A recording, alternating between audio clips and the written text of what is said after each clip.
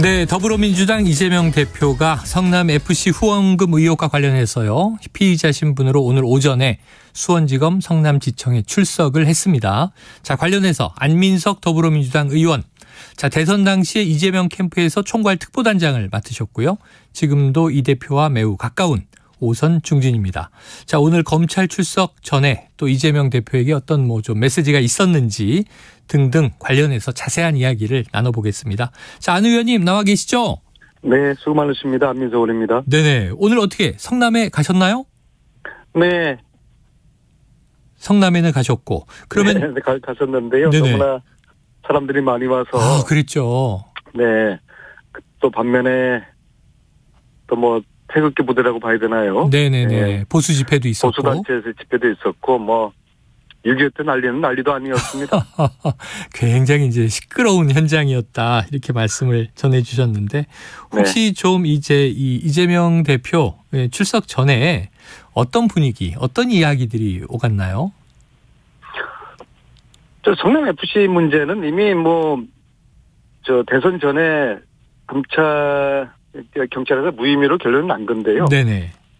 이걸 지금 이제 다시 들여다보면서 소위 말하는 이제 이재명 엮기를 지금 하는 거 아니겠습니까? 엮기다.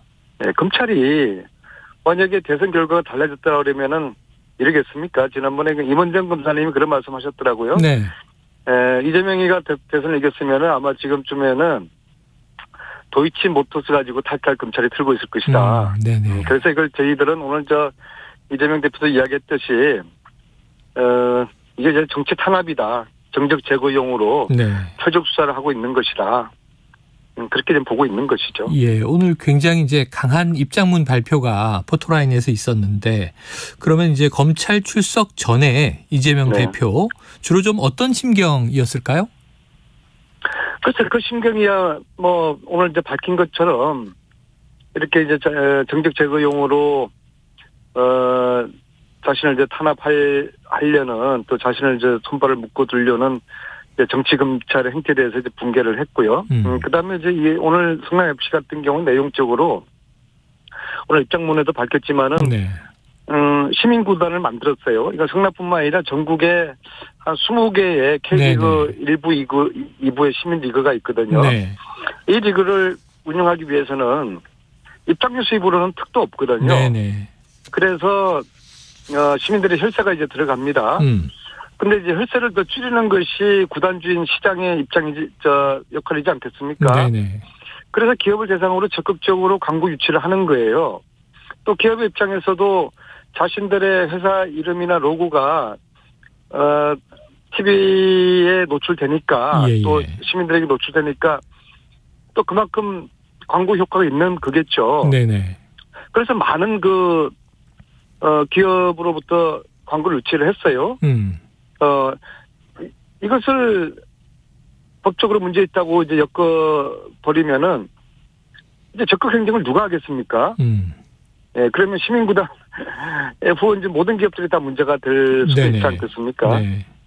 그래서 적극 행정을 했는데 말씀하신 대로 이게 이재명 대표 오늘 입장 보니까 광고비를 무상의 후원금으로 이제 만들어버렸다 이런 얘기를 하던데요. 자, 출석 전에 그 입장이 정치 검찰을 성토하고 당당하게 맞서겠다. 이런 이제 핵심적인 내용을 필두로 해서 9분에 걸쳐서 입장을 밝혔는데 입장문이 상당히 길고 여러 가지 내용이 담겨 있습니다. 이거 이재명 대표 혼자 작성했을까요? 아니면 지도부가 함께 좀 참여를 했습니까? 변호사들하고 상의했겠지만 본인 스스로가 변호사고 아마 이제 본인의 입장을 본인 스스로가 가장 잘 정리해낼 수 있는 위치에 있는 거 아니겠습니까? 근데 이제 저도 그렇고 주위에 가까운 분들이 사실은 이제 출석을 반대를 했었어요. 반대를 했었는데 왜냐하면은 이게 그 사안 자체가 야당 대표를 소환할 만한 그런 심각한 중대 범죄에 해당된다고 보지도 않고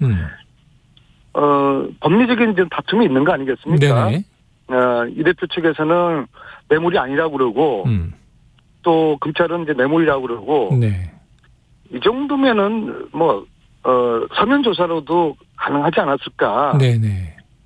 어떻게 이런 사단을 만들어서 이것 때문에 여야가 더 이제 대치하게 될 것이고 정치가 가뜩이나 실종돼 있는 이 형국에 오늘 같은 야당 대표의 소환이 정치를 더 이제 꼬이게 되지 않겠나 네. 그런 우려를 합니다. 네, 성남 FC 사안에 대해서도 뭐 조목조목 이재명 대표가 이 성남시 본인이 시장일 때 공무원들이 그렇게 일하지 않았다.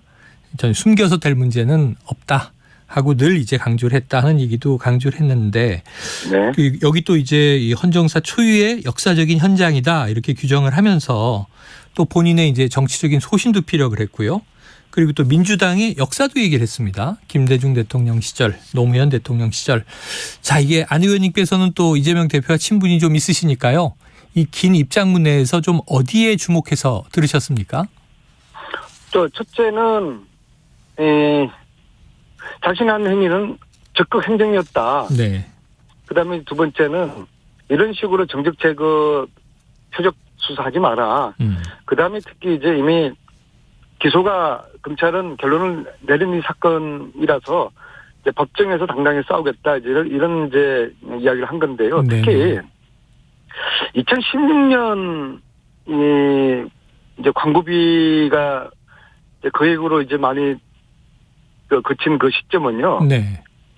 그 광화문에서 이재명 성남시장이 박근혜 정부 대상으로 단식 투쟁을 하던 그런 시기였어요. 아, 네네. 그게 이제 2016년 봄이거든요. 네.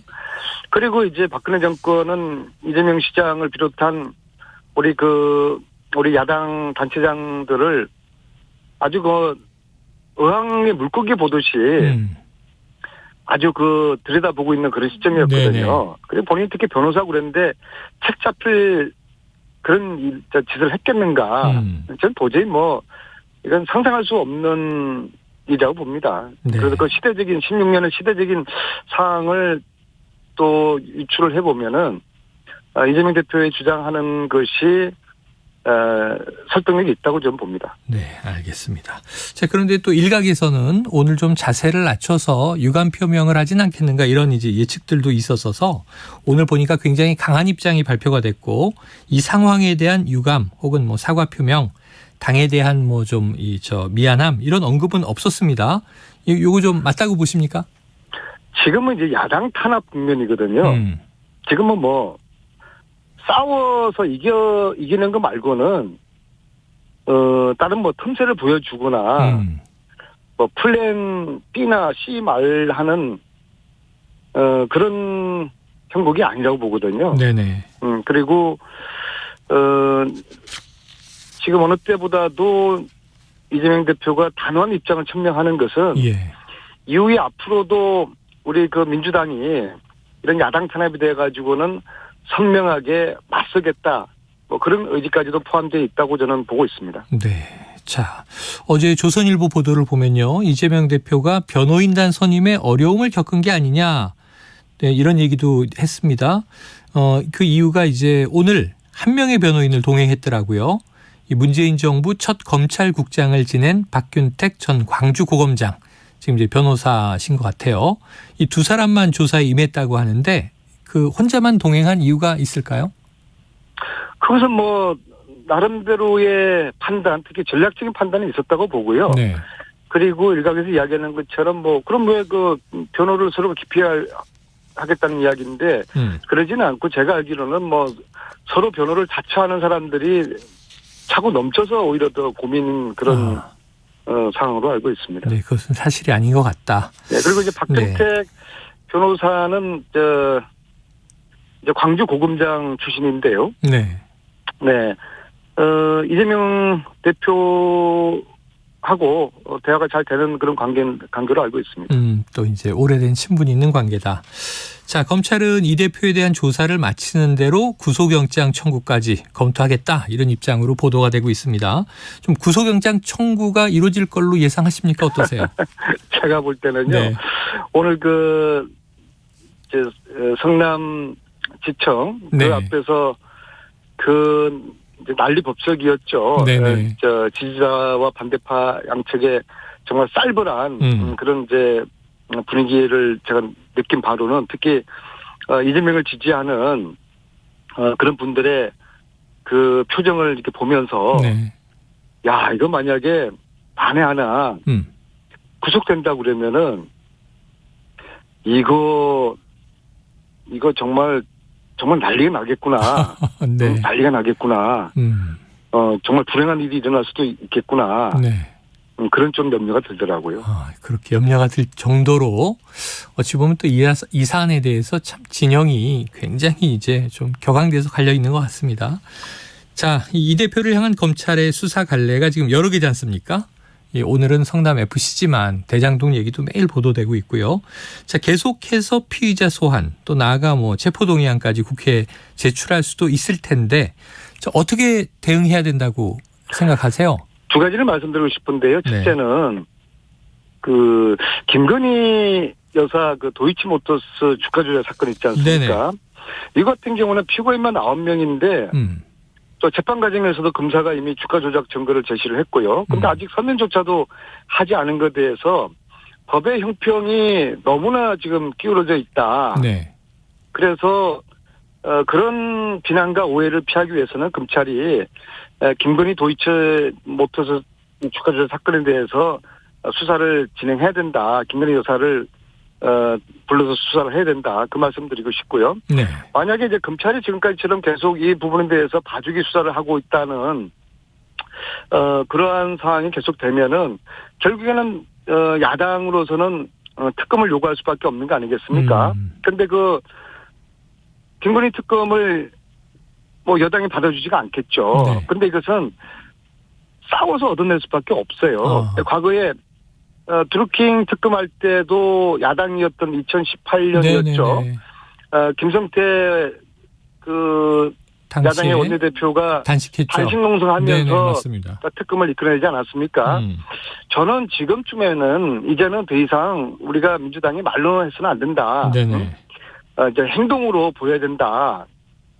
그래서 김성태 과거 원내대표의 단식을 우리가 잘 벤치마킹 이건 뭐 저쪽에 잘한 건 또 우리가 벤치마킹 해야죠. 그래서 좀 지도부의 적극적인 그런 결단 그리고 이제 행동으로 우리가 얻어야 될 그런 그 내용을 국민들 대신해서 쟁취를 해야 될 그런 때가 되지 않나 그런 말씀을 제가 드리고 싶습니다. 지금 말씀드리니까 이제 박홍근 원내대표 단식 들어가나요 하는 생각도 드는데. 누구든 뭐 지도부가 솔선해서 가령 뭐 저 같은 뭐 보통 그 의원이 한들 무슨 뭐 파격 효과나 여론의 지목도가 있겠습니까? 지도부가 해야 한다. 지도부가 나설 수밖에 없는 거죠. 더 이상 이제 말로 해가지고는 우리 지지자들이나 국민들도 많이 좀 지쳤어요. 뭔가 이 국면을 타개할 만한 새로운 그 좀 물꼬를 좀 튀는 그러한 좀 과감한 그런 결단이 지금 요구된다고 봅니다. 야당다운 투쟁이 필요하다 이런 말씀이셨습니다. 자, 뭐 워낙 그 안 의원님 사안들을 잘 알고 계셔서 이것도 여쭤볼 텐데요. 어제부터 좀 화제가 되고 있습니다. 대장동 수사 관련해서 또 다른 진술이 나온 것이 천화동인 1호 소유주 김만배가 2025년에 이 천화동인 1호 지분을 유동균에 그러니까 이게 이제 해석을 하면 이재명 대표 측에 넘길 계획이다 하는 이 진술이 나온 것 같습니다. 근데 이게 2025년이면 뭐 내후년 당시에는 상당히 몇 년 남은 미래 시점이었는데 이 대목은 어떻게 보세요? 이게 참 이야기 듣기 따라서는 이제 그럴듯하게 들리지 않습니까? 이제 공소시효가 끝나는 이제 대장동이 2015년부터 시작했으니까는요. 2025년에는 이제 법적인 문제를 피하기 위해 가지고 이제 자신들의 이제 지분을 이제 분명히 나누는 이제 그런 참 소설 같은 이야기인데요. 여기 대해서 제가 뭐라고 판단을 하기는 좀 곤란할 것 같고요. 저는 대장동 특검 역시도 필요하다고 봅니다. 왜냐하면 이 문제가 지금 1년 넘게 지금 끌어온 문제인데 계속 이런 식으로 피의자들 이야기 한마디 나오면은 국민들이 들썩거리고 그걸 가지고 국민들이 양쪽으로 나눠가지고 찬반 논쟁 거의 패싸움하듯이 이렇게 대치하는 이거 언제까지 이렇게 가야 되겠습니까? 이러다가는 아마도 재판 결과 나와도 어느 한쪽이 수긍하지 못할 거예요. 그래서 김건희 특검과 함께 대장동 특검도 해야 된다. 그리고 그 특검을 쟁취하기 위한 야당의 단호하고 강한 그런 적극적인 결단이 필요하다. 저는 네. 그렇게 보는 입장입니다. 알겠습니다. 아유, 궁금한 게 참 여러 가지 있는데 시간이 벌써 다 됐네요. 안 의원님, 일단 오늘 말씀은 여기까지 듣고 저희가 또 다른 사안 나오면 다시 또 연결 부탁드리도록 할게요.